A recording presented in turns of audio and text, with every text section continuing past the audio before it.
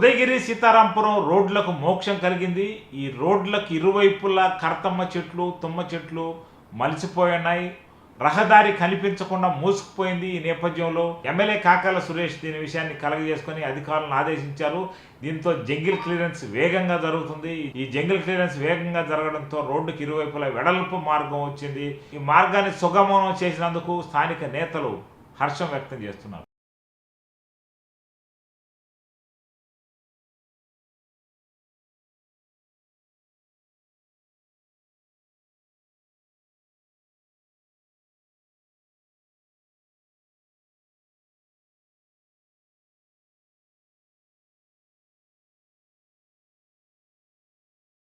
మన ఉదయగిరి శాసనసభ్యులు కాకర్ల సురేష్ గారి ఆదేశాల మేరకు ఉదయగిరి సీతారాంపురం హైవే నుంచి ఉదయగిరిలోకి వచ్చే ఇంజనీరింగ్ కాలేజీ మధ్యలో కంప చెట్లు విపరీతంగా ఉన్న కారణంగా ఈ రాకపోకలకు కానీ వాకింగ్ చేసే జనాలకు కానీ చాలా ఇబ్బందికరంగా ఉన్నది.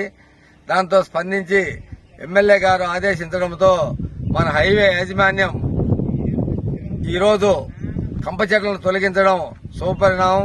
వాళ్ళందరికీ ప్రత్యేకంగా ధన్యవాదాలు చెప్తున్నాం.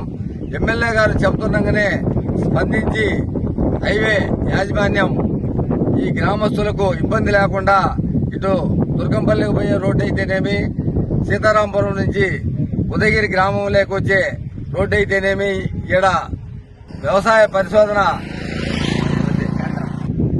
స్టూడెంట్స్ అయితేనేమి జనాలు విపరీతంగా వస్తుంటారు. అత్యధికంగా ఉదయగిరి మహిళలు వాకింగ్ చేసేది కూడా ఈ రోడ్డే. ఆ ఇబ్బందిని గమనించి వాళ్ళు స్పందించి ఎమ్మెల్యే గారి ఆదేశాల ప్రకారం త్వరితగతిన ఈ రోజు చేయడం చాలా శుభపరిణామం.